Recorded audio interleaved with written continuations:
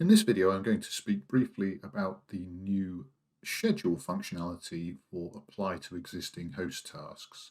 This is a small tweak we've made to the 4.6 release of Nerdio Manager for Enterprise to make these tasks more flexible and accommodating to our users' needs.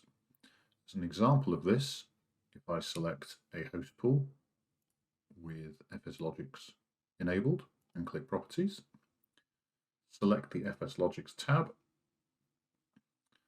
select Apply to Existing Hosts,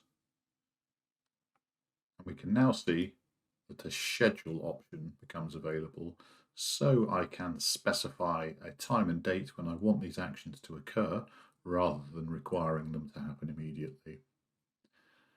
Hopefully this functionality will be useful to you as a customer. Thank you for your time. We hope to see you again.